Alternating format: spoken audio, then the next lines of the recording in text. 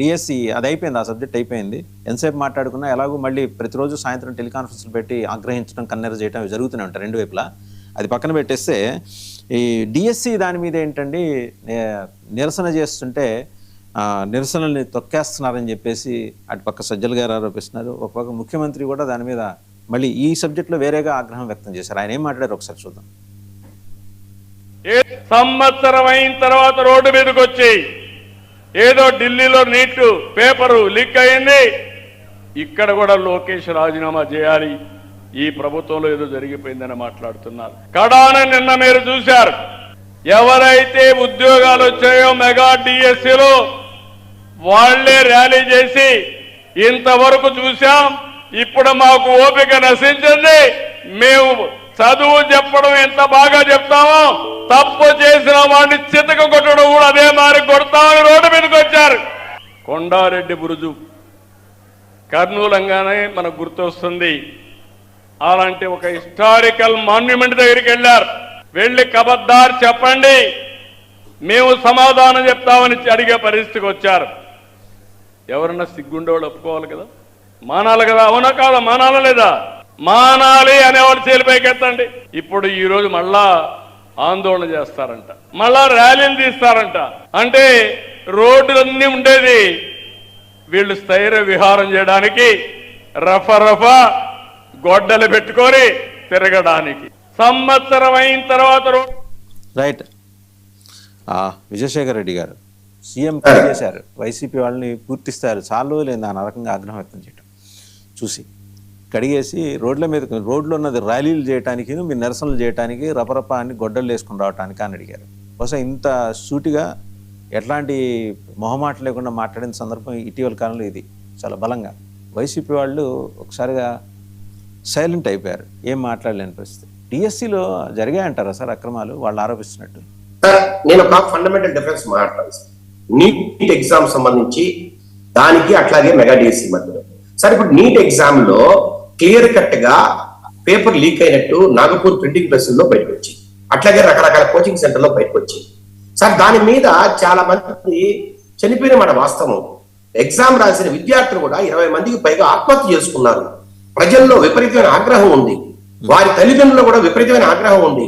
అలాంటి పరిస్థితుల్లో central government వారు మళ్ళా రీ ఎగ్జామ్ చేస్తూ దాన్ని మళ్ళీ ఎగ్జామ్ నిర్వహించిన పరిస్థితి. సరే ఇవన్నీ కూడా మనం చూస్తూ ఉన్నాం. దాని మీద ఎంక్వైరీ చేశారు, కొంతమందిని సస్పెండ్ చేశారు, నేషనల్ టెస్టింగ్ ఏజెన్సీని పూర్తిగా రద్దు చేసి మళ్ళా కొత్త వార్త నింపడానికి ట్రై చేశారు. ఇవన్నీ కూడా సార్ చాలా మంది జరిగాయి. నేనేమంటున్నానంటే సార్ ఇప్పుడు సిజేపీ వారికే వారు వచ్చారా, లేదంటే ప్రజల్లో ఉన్న ఆగ్రహాన్ని గుర్తించి వచ్చారా? సార్ ఎప్పుడైతే ఈ ప్రజల్లో ఉన్న ఆగ్రహం కావచ్చు, లేదంటే వీరు చనిపోవడం కావచ్చు, ఈ బాధలు చూడలేకనే సిజేపీ వారు జంతర్ మంది దగ్గరికి వచ్చారు. ఎప్పుడైతే వచ్చారో సార్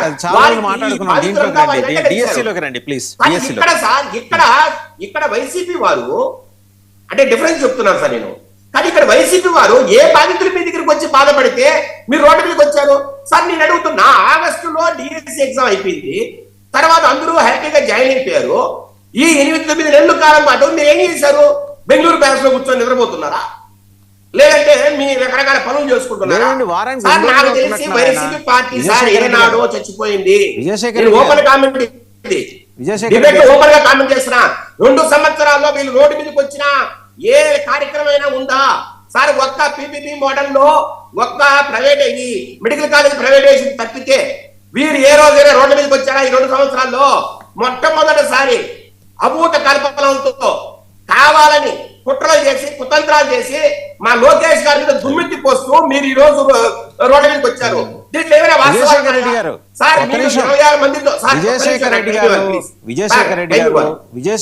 గారు ఒక నిమిషం, ఇప్పుడు వాళ్ళు ఇచ్చారు కదా పిల్లలు ఆ డిఎస్సి అభ్యర్థులు, వచ్చారన్నారు కదా, వాళ్ళ కాడికి వాళ్ళు వచ్చారు సార్. 26 సార్ నేనే అడుగుతున్నా, ఎగ్జామ్ అయిపోయింది ఎప్పుడు?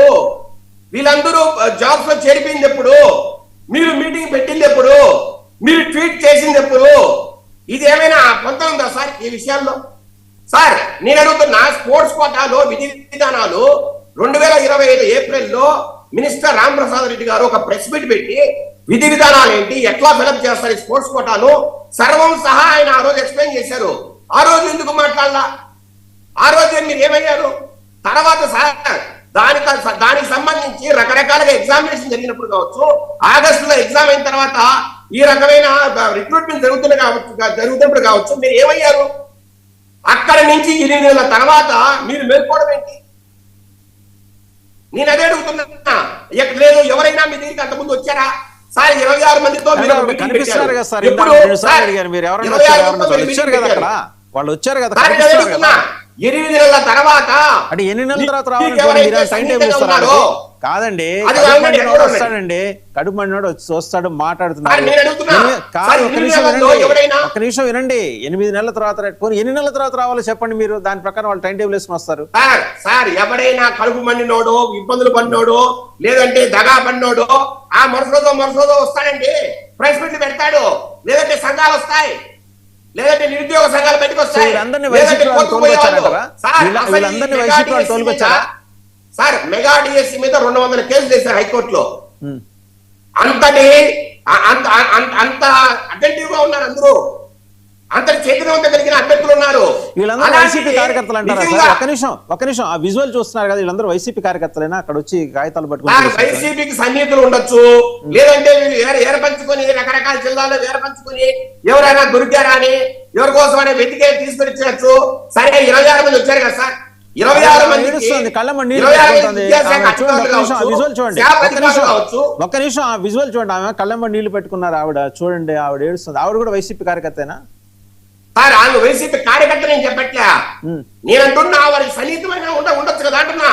రెండవది సార్ అదే సరే కానీ కాకపోవచ్చు అనుకుందాం, ఈ 26 మంది లేవనెత్తిన సందేహాలకు శాప్ అధికారులు కావచ్చు, విద్యాశాఖ అధికారులు కావచ్చు, సెక్రటరీతో సహా ప్రెస్ మీట్లు పెట్టి మీరు లేవనెత్తిన అంశాలన్నిటికీ వారు ఎక్స్ప్లెనేషన్ ఇచ్చిన తర్వాత మీకు ఎక్కడా కూడా మీరు లేవనెత్తిన అంశాల్లో నిజమైన సమస్య లేనందువల్ల ఆ రకంగా దాన్ని క్లోజ్ చేయకుండా మళ్ళా అదే రిపీట్ చేసుకోవడం ఏంటి సార్? కొన్ని ఎగ్జాంపుల్స్ వీళ్ళంటారు. మాట్లాడతారు ఒక నిమిషం. సరే సజ్జల గారు కూడా దాని మీద ఫైర్ అయ్యారు.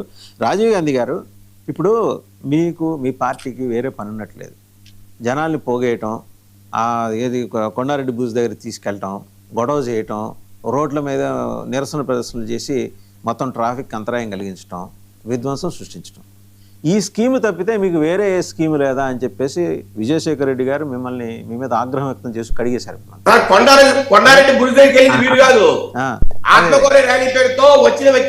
అదే వచ్చిన వ్యక్తులు వెనకాల మీ మద్దతు ఉంది, అందులో డౌట్ ఏం లేదు.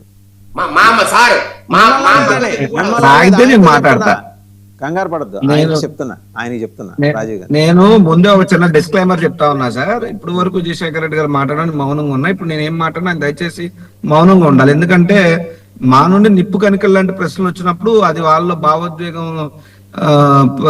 మళ్ళీ మాట్లాడతారు మధ్యలోకి వచ్చి, అలా మాట్లాడొద్దని చెప్పి ముందే రిక్వెస్ట్ చేస్తూ, ఫస్ట్ గా డిఎస్సికి సంబంధించి వైఎస్ఆర్ కాంగ్రెస్ పార్టీగా ఆరోపణలు చేయడం మాత్రమే కాదండి, మేము ప్రశ్నలు సంధిస్తున్నాం. ఆ ప్రశ్నలు ఎలా ఉత్పన్నం అయ్యాయి, అభ్యర్థులు ఎవరైతే ఉన్నారో వాళ్ళ అనుమానాలు ప్లస్ వాళ్ళ దగ్గర ఉన్నటువంటి ఆధారాలు is equal to YSR Congress party అడిగే ప్రశ్నలు.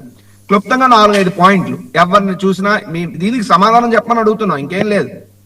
ఒకటి, ఎక్కడైనా ఒక పరీక్ష నిర్వహించినప్పుడు పరీక్షా పత్రం తయారీ ఒక వ్యవస్థకు అప్పచెప్తారు, తయారైనటువంటి పరీక్ష ప్రశ్నాపత్రంతో పరీక్ష నిర్వహణ బాధ్యత మరో వ్యవస్థకు అప్పచెప్తారు. ఇది ఎంత పెద్ద మామూలు ఇంజనీరింగ్ కాలేజ్ దగ్గర నుండి పెద్ద పరీక్షలు నిర్వహించే వరకు ఎక్కడైనా ఇదే ఫాలో అవుతారు. కానీ ఇక్కడ డిఎస్సిలో ప్రశ్నాపత్రం తయారీ ప్లస్ పరీక్ష నిర్వహణ రెండు ఒకే అధికారి పరిధిలోకి ఎందుకు తెచ్చారు, ఏ దురుద్దేశంతో ఈ యొక్క కార్యక్రమం జరిగింది? పాయింట్ 1. పాయింట్ 2, పరీక్షా పత్రం తయారీలో గాని అది అప్లోడింగ్ ప్రక్రియలో గాని అత్యంత రహస్యంగా గోప్యంగా పకడ్బందీగా ఉండాల్సినటువంటి పరిస్థితుల్లో దాంట్లోకి ఒక అవుట్ సోర్సింగ్ ఎంప్లాయ్ ఎలా భాగస్వామ్యం అయ్యాడు, ఎందుకు ఆ అవుట్ సోర్సింగ్ ఎంప్లాయ్ని భాగస్వామ్యం చేశారు? Point number 2. పాయింట్ నెంబర్ 3, ఎవరైతే అప్లోడింగ్ ప్రక్రియలో భాగస్వామ్యం ఉన్నటువంటి అవుట్ సోర్సింగ్ ఉద్యోగి డిఎస్సి పరీక్ష అభ్యర్థిగా హాజరయ్యి పరీక్ష రాస్తే అతనికి టాప్ ర్యాంక్ రావడం ఏంటి? ఒకవేళ టాప్ ర్యాంక్ అతను నిజాయితీగా కష్టపడి తెచ్చుకుని ఉంటే ఆయనకి మీరు ఎందుకు ఉద్యోగం ఇవ్వలేదు? ఉద్యోగం ఇవ్వలేదంటే దాని అర్థం అక్కడ అతను ఏదో చేశాడనే కదా. ఆ చేసింది ఆయనతోనే ఆగిందా, ఎంతమంది వరకు అది చేరింది? ఇవి అభ్యర్థులకు ఉన్నటువంటి అనుమానాలు. లేదు ఇప్పుడు ఆయన అన్నారు అధికారులు ప్రెస్ మీట్లు పెట్టి మరి సమాధానాలు చెప్పారని. అందులో ఇదే ప్రశ్నకు అధికారులు చెప్పినటువంటి సమాధానం ఏంటి? ఆ అభ్యర్థి సర్టిఫికేట్ వెరిఫికేషన్ అప్పుడు ఎన్ఓసి తెచ్చుకోలేదు. ఎన్ఓసి ఇవ్వాల్సింది ఎవరు? అక్కడ ఎక్కడైతే పనిచేసినటువంటి ఆ సొంత డిపార్ట్మెంటే కదా. అంటే మీరు ఉద్దేశపూర్వకంగా ఎన్ఓసి ఇవ్వకుండా ఎన్ఓసి అనే దాన్ని ఒక సాగ్గా చూపించి ఆ అబ్బాయికి ఉద్యోగం ఇవ్వడం మానేశారు. లేదంటే ఆ కుర్రాడికి ఉద్యోగం వచ్చింటే మిగతా వాళ్ళందరూ మేము పాయింట్అవుట్ చేసిన తర్వాత జరిగినటువంటి వ్యవహారం. తర్వాత జనరల్ గా ప్రతి పరీక్ష నిర్వహణ ప్రక్రియలో, ఫలితాలు వెల్లడించే ప్రక్రియలో జిల్లా కలెక్టరేట్లో merit list, merit come raster list, ఈ రెండు కూడా జిల్లా కలెక్టర్ ఆఫీసులో నోటీస్ బోర్డులో మీరు ఉంచాలి. కానీ అది జరగలేదు. ఎందుకు చేయలేదు? తర్వాత ఏదైతే ఈ ఆన్లైన్ లో జాబితా పెట్టిన తర్వాత కూడా జాబితాలో మార్పులు చేర్పులు జరిగాయని అనేక మంది వందలాది వేలాది మంది అభ్యర్థులు గగ్గోలు పెట్టారు. మరి దాని మీద మీరేమన్నా డిజిటల్ ఫారెన్సిక్ ఆడిట్ ఈ ప్రభుత్వం నిర్వహించిందా? నిర్వహిస్తే దాని రిపోర్ట్ ఏమొచ్చింది? ఇకపోతే ఫైనల్ గా ఏంటంటే ఆల్రెడీ సర్టిఫికేట్ వెరిఫికేషన్ క్లియరెన్స్ అయిపోయి, అంటే మీ సర్టిఫికేట్లు అన్ని సరిపోయాయి, you are okay, you are fit to get the job అని అభ్యర్థులకు అక్కడ చెప్పిన తర్వాత కూడా చాలా మంది అభ్యర్థులు ఉద్యోగాల జాబితాలో లిస్ట్ లో లేరు.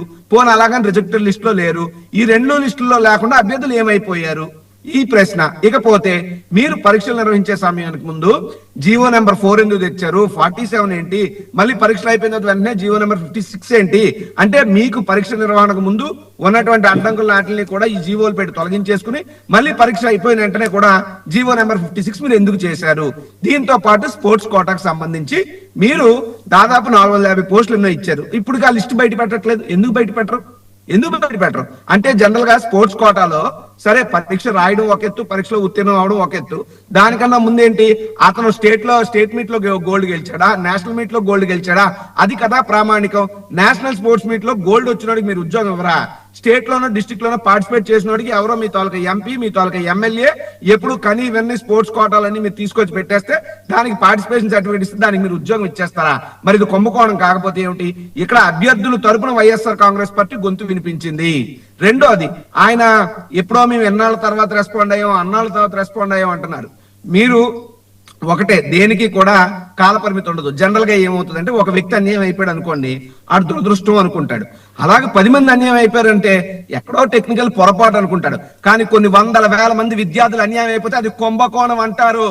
ఆ కుంభకోణం మీద నోర్లు లెగుస్తాయి, తిరుగుబాటు వస్తుంది. అంతే తప్పితే సిజేపీ అనేటువంటిది ఉంది ఇప్పుడు, లేదా జంజీ ఉద్యమం ఉంది. మొదలు పెట్టినప్పుడు వాంగ్చుక్కో మరొకరు ఒకరితోనే మొదలవుద్ది సార్. ఏ ఉద్యమైనా ఒకరితోనే మొదలవుద్ది.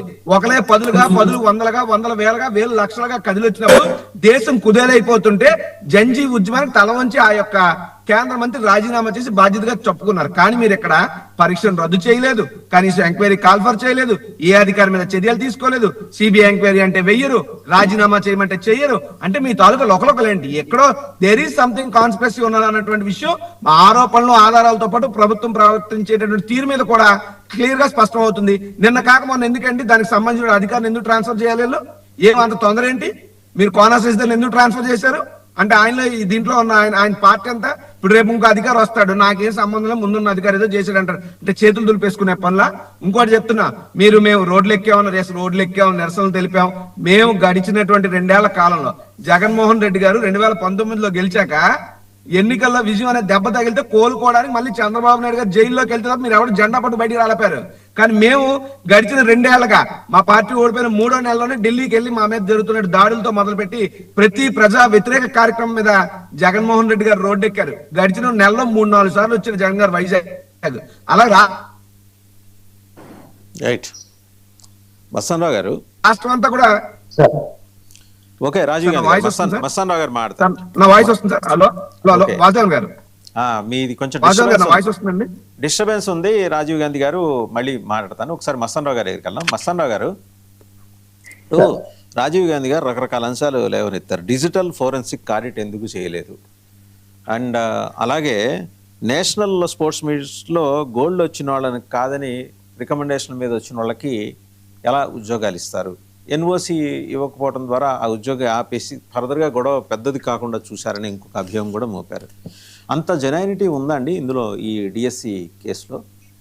మస్తానరావు గారు సార్, ఇప్పుడు ఈ డిఎస్సి మొదటి నుంచి చూస్తే ఏంటంటే ప్రభుత్వం పారదర్శకంగా చేస్తున్నామని ఐఏఎస్ అధికారులతో ఎవరైతే జగన్ గారి దగ్గరికి వచ్చారో అభ్యర్థులు వాళ్ళందరికీ కేసు టు కేసు వివరించే ప్రయత్నం చేశారు.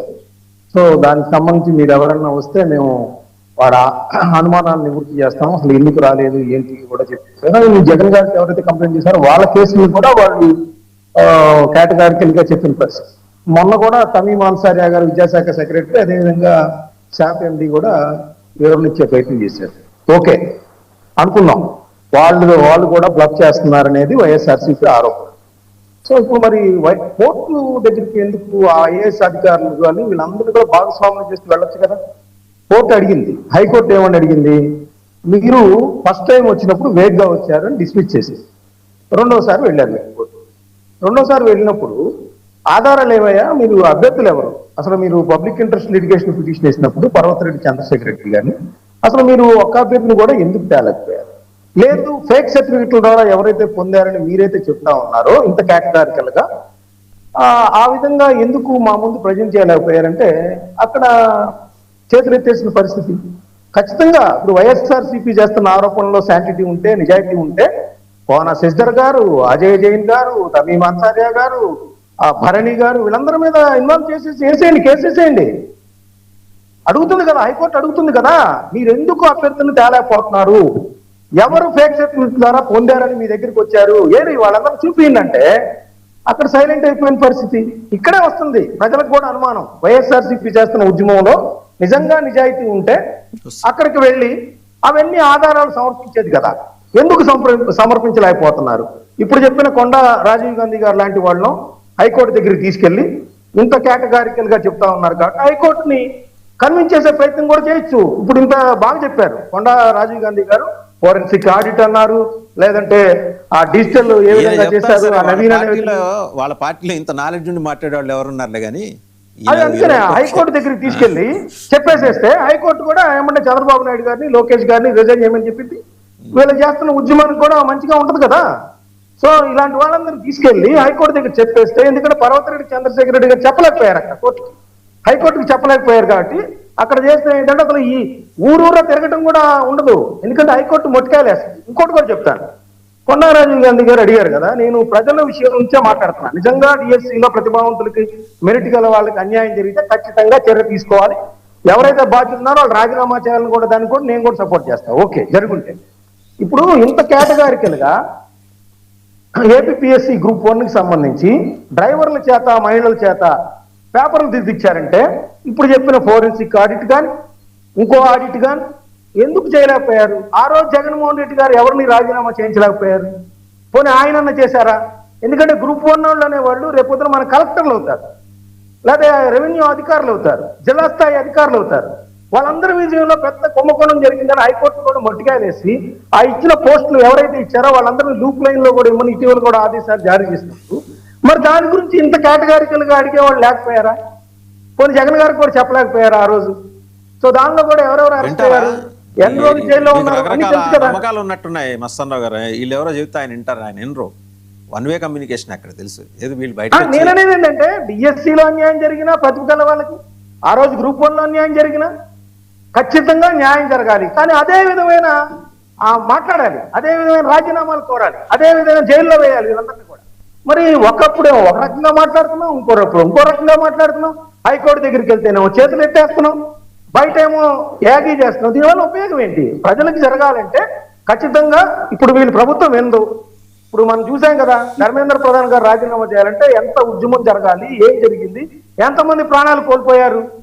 సో మరి ఇక్కడ అలాంటిది కాకుండా ఉండాలంటే హైకోర్టు దగ్గర మంచిదే, హైకోర్టుకి వెళ్ళటం ద్వారా ఖచ్చితంగా హైకోర్టు శిక్షిస్తుంది. కానీ మరి ఆధారాలు ఇవ్వలేకపోతున్నామే. టీవీ డిబేట్ లో ఆధారాలు ఇస్తున్నాం, మీడియా ప్రెస్ మీట్ లో ఆధారాలు ఇస్తున్నాం, కానీ అక్కడికి వెళ్ళి మాత్రం ఆధారాలు చేతులు ఎత్తేస్తున్నాం. ఎక్కడుంది దీన్ని అడుగుతున్నారు ప్రజలు. రైట్, రాజీవ్ గాంధీ గారు చెప్తారు అది. అంటే వాళ్ళకి లీగల్ టీమ్స్ తెలుగుదేశం కొంత బలంగా లేవులేండి వాళ్ళకి. అంటే ఇక్కడ మీరు రైట్లీ సైడ్ బయట విజయశేఖర రెడ్డి గారు ఆగండి, రాజీవ్ గాంధీ ఇందాక చిన్న టెక్నికల్ ఇష్యూ వల్ల అది కట్ అయింది కాబట్టి మళ్ళీ రిక్వెస్ట్ చేసి మిమ్మల్ని ఆపర్చునిటీ అడుగుతున్నాను. విజయశేఖర రెడ్డి గారి టైం నేను కిల్ చేయట్లేదు సార్, 2 minutes లో కంక్లూడ్ చేస్తాం. ఒకటేంటంటే ఎస్, ఇప్పుడు నేను ఏదైతే చెప్పానో సరే అంతా చెప్పినటువంటి మస్తాన్ రావు గారు ప్రభుత్వం మెరిట్ కమ్ రోస్టర్ లిస్ట్ ని అధికారంగా బహిరంగంగా ప్రకటించవచ్చు కదా, ఎక్కడికక్కడ లిస్టులు అనౌన్స్ చేయొచ్చు కదా అన్న మాట కూడా మస్తాన్ రావు గారు చెప్పుంటే బాగుందని నాకు అనిపించింది. మరి నేను ఎందాక టెక్నికల్ గా కట్ అయినప్పుడు ఆయన మాట మాట్లాడారో లేదు నాకైతే తెలియదు, నేను వినలేదు. సబ్జెక్ట్ టు కరెక్షన్ నేను చెప్తున్నాను, నేను విన్నంత వరకు ఆయన నోట్ల నుంచి ఆ మాట రాలా. సరే పక్కన పెడితే ఇప్పుడు కోర్టులకు సంబంధించి ఉదాహరణకి మనం సిజేపీ ఆందోళన ఒక ఉదాహరణగా తీసుకోవచ్చు. అక్కడ జంజీ ఉద్యమం భారీ స్థాయిలో జరిగి ఆ పిల్లలందరినీ లాఠీలతో కొట్టి బుల్లెట్ల వర్షం కురిపించి వాటర్ క్యాన్స్ నానా హింసకు గురి చేస్తే వాళ్ళందరూ కోర్టుకు పోయారు. కోర్టు పోయి బాబు మాకు జరుగుతున్నటువంటి ఈ అన్యాయాన్ని చూడండి అన్నారు. చూడండి అంటే ఆయన ఏమన్నారు, మాకు అంత టైం లేదు అన్నారు. కోర్టు చూడలేనంత మాత్రాన, కోర్టు అంగీకరించలేనంత మాత్రాన, కోర్టు చెప్పలేనంత మాత్రాన అబద్ధం నిజం, నిజం అబద్ధం అయిపోతుంది. ఇప్పటికీ చరిత్రలో సత్యాలు అనేటువంటి కొన్ని ఉంటాయి. బట్ డెఫినెట్ గా వీ విల్ ఫైట్ మాత్రం కోర్టు మొత్తం వ్యవస్థ మనం ఏం తప్పుపట్టక్కల, అక్కడక్కడ లోపాలు ఉంటాయి, దానికేం కాదు. ఇప్పుడు మీకు ఒక 2-3 ఎగ్జాంపుల్స్ చెప్తాను నేను. కోర్టులను ఇచ్చిందే ప్రామాణికం అనుకుంటే, ఫర్ ఎగ్జాంపుల్ ఇదే చంద్రబాబు నాయుడు గారు, ఇదే తెలుగుదేశం పార్టీ వాస్తవంగా వ్యవస్థాపకులు గాని, ఆ గుర్తు గాని, ఆ పార్టీ ఫండ్ గాని అవన్నీ ఎన్టీ రామారావు గారికి చెందుతాయి. కానీ ఇవన్నీ న్యాయం చంద్రబాబు నాయుడు గారు కోర్టుకి వెళ్ళి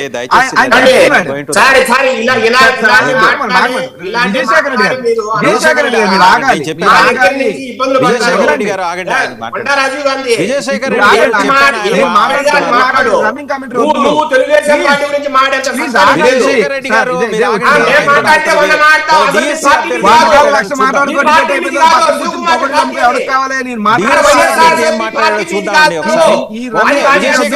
డిఎస్సి క్యాండిడేట్ ఏం మాట్లాడారో చూద్దాం.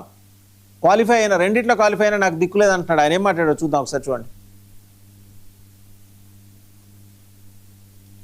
చూడండి ఆయన ఏం మాట్లాడారు. ఎగ్జామ్ రాశాను, నాకు పీజీటీ టీజీటీ 2 వచ్చాయండి. కృష్ణా డిస్ట్రిక్ట్ నుండి రాశాను నేను. రెండింటికి కూడా నేను సెలెక్ట్ అయ్యాను. మరి 1:1 రేషియోలో నాకు కాల్ లెటర్ కూడా పంపించడం జరిగిందండి. కాల్ లెటర్ సర్టిఫికేట్ వెరిఫికేషన్ కూడా చాలా సక్సెస్ఫుల్ గా జరిగిందని చెప్పారు. మరి నేను ఎస్ఏ సోషల్ కి సెలెక్ట్ అయ్యానని చెప్పారండి. తీరా సెలక్షన్ లిస్ట్ వచ్చేటప్పటికి దానిలో మా పేరు లేదు. అలా అని రిజెక్షన్ లిస్ట్ లో కూడా లేదు మా పేరు. ఏ విధమైన కాంప్లికేషన్స్ లేవు కాబట్టి దానిలో కూడా మా పేరు లేదండి. మరి మా పేరు సెలక్షన్ లిస్ట్ లో ఎందుకు లేదు అని చెప్పి డిఈఓ ఆఫీస్ కి వెళ్లి అడిగితే, నీ ప్లేస్ లో స్పోర్ట్స్ పర్సన్ రావడం వల్ల నీ పోస్ట్ వాళ్ళకి ఇచ్చేసామని చెప్పారండి. అలా ఎలా జరుగుతుంది అని చెప్పి అడిగినప్పుడు వాళ్ళు మాకు సరైన సమాధానాలు చెప్పకుండా చాలా దాట వేశారండి. మరి మేము టెట్, బిఎడ్, డిఎస్సి చాలా కష్టపడి ఎన్నో సంవత్సరాలుగా కుటుంబానికి దూరంగా ఉండి చాలా కష్టపడి చదువుకున్నామండి. మరి ఏ విధమైన ఎగ్జామ్ వాళ్ళు టెట్ రాయరంట, డిఎస్సి రాయరంట, డైరెక్ట్ రిక్రూట్మెంట్ అని చెప్పి డిఈఓనే చెప్పారు మాకు. కృష్ణా డిస్ట్రిక్ట్ డిఈఓ చెప్పారు. అలా ఎలా జరుగుతుంది అని అన్నప్పుడు వాళ్ళు అలానే రాస్తారు, అలానే వెళ్లిపోతారని చెప్పి అని అన్నారండి. మరి మేము కష్టపడి మెరిట్ లో ఉన్న మా ఉద్యోగాలు తీసుకెళ్లి ఏ విధమైనటువంటి ఎగ్జామ్ రాయకుండా, ఎలాంటి క్వాలిఫికేషన్ లేకుండా వాళ్ళకిచ్చి మా జీవితాలతోటి గవర్నమెంట్ చాలా ఆడుకుంటుందండి. మరి దీనికోసం మేము చాలా పరంగా కలవని ఆఫీసర్ లేరు, కలవని విజయశేఖర రెడ్డి గారు క్విక్ గా చెప్పండి. నేను కంక్లూడ్ చేస్తాను. 1 minute టైం అయిపోతుంది. జస్ట్ ఆయన మాట్లాడాలి కదా ఒకసారి. అంటే నేను అనేది ఏంటంటే, ఇప్పుడు ఇందాక మీకు నేను చెప్పాను చూసారా సార్, సెలెక్టెడ్ లిస్ట్ లోనే లేదు, రిజెక్టెడ్ లిస్ట్ లోనే లేదు అంటే ఇప్పుడు కోర్టుకి ఆధార్ అట్లా ప్రొవైడ్ చేయడం డెఫినెట్ గా we are working on it legally. At the same time ground కూడా వర్క్ చేస్తాం. పార్టీ చేసేది ధర్నాల దగ్గరకు వచ్చి యూరిన్ బాటిల్స్ చేయడాలు, లేదంటే టెంట్ల దగ్గరకు వచ్చి రౌడీజాలు గోండాయిజాలు చేయడం నాకు అర్థం కావట్లా. ఈ రౌడీ రాజ్యాలతో మీరు ప్రజల్ని మెప్పించలేరు. డెఫినెట్ గా ఎక్కడితో అయితే ఆగేది కాదు, ఎక్కడితో అయితే ఆగేది కాదు. భవిష్యత్తులో కూడా డిఎస్సి కుంభకోణం మీద నారా లోకేష్ దానికి ప్రిపేర్ అయిపోండి. మీరు డిఎస్సి కుంభకోణాన్ని వదిలే ప్రసక్తి లేదు. డిఎస్సి కుంభకోణాన్ని వదిలే ప్రసక్తి లేదు. మీ బండారం బట్టబయలు అవుతుంది. ఈ యొక్క యువకులు, నిరుద్యోగులు మిమ్మల్ని బంగాళాఖాతంలో కలిపేది ఖాయం. ప్రిపేర్ అయిపోండి మెంటల్ గా. మీరు చంద్రబాబు నాయుడు గారు ఉన్నారు కాబట్టి సీఎం గా మీరు రోడ్ల మీద తిరుగుతున్నారు. ఆ రోజు రోడ్ల మీద తిరగనిచ్చారు ఎవరన్నా? సార్ ప్రజా సంఘాలు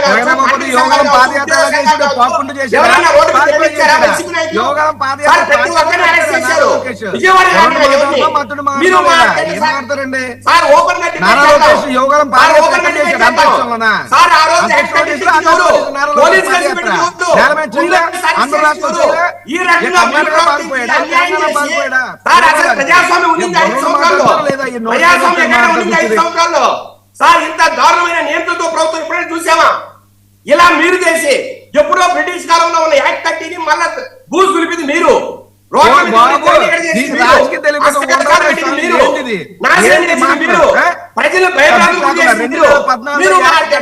చంద్రబాబు నాయుడు నీకు సార్, చంద్రబాబు నాయుడు గారు తెలియదా? అన్నారు సబ్జెక్ట్ కాబట్టి తెలియదా మీరు మీకు? చూస్తున్నారు. 2014లో మీరు యాక్ట్ శాఖ 30 అనే చూస్తున్నారు. దాన్ని ఇంప్లిమెంట్ నిన్న చేసిన సార్ ఆంధ్ర రాష్ట్రం ప్రతి చంద్రబాబు నాయుడు గారు. చేయగలిగారు. అప్పుడు విద్యార్థి సంఘ నాయకులు మంత్రులు పనిచేసి సభ్యులు మాకు చేయగలిగారు. తెలుసు. మీరు ఇట్లా మా లాఠీ డిబేట్ గురించి మాకు మాట్లాడగలుగుతున్నారు. జాగ్రత్తలో కంకర సార్, పెట్టారు. ఎవరిని మాట్లాడించారు సార్? డిబేట్ గురించి కోటిలో act 30 thank you Chandrababu Vijayasekhara Reddy గారు. నాయుడు డిఎస్సీ చెప్పండి. మీద మళ్ళీ మనం మాట్లాడదాం. సబ్జెక్ట్ లేకుండా విజయశేఖర రెడ్డి గారు, రాజీవ్ గాంధీ గారు, మస్తానరావు గారు డిఎస్సీ మీద మళ్ళీ డీటెయిల్గా మాట్లాడదాం. ఎందుకంటే చాలా పాయింట్స్ అన్ని ఒకటొకటి బయటకు వస్తున్నాయి. సరే, ఇబ్బంది ఏమన్నా ఉంటే ప్రభుత్వం దాన్ని సరిదిద్దుకుంటే మంచిదే. పొరపాట్లు జరుగుతుంటాయి, అంత మాత్రాన అక్కడ ఏదో నేరం జరిగినట్టు మనం ఏమనక్కర్లా. సరిదిద్దుకొని క్వాలిఫైడ్ అండ్ మెరిట్లు ఉన్న అభ్యర్థులకి వాళ్ళకి ఉద్యోగాలు ఇస్తే ఇబ్బంది ఉండదు. తప్పే ఉంది సరిదిద్దుకోవటంలో, సరిదిద్దుకుంటుందని అనుకుందాం. లేదు వైసీపీ స్పాన్సర్డ్ యాజిటేషన్ అనుకోండి, నిజాలు ఎలాగో బయటపడతాయి. సత్యాన్ని ఎక్కువ కాలం దాచలేరు కదా. సో కొంత ఓపిక పట్టండి విజయశేఖర రెడ్డి గారు, వాస్తవాలన్నీ బయటకు వస్తాయి. ఒకవేళ తప్పేదైనా ప్రభుత్వ పరంగా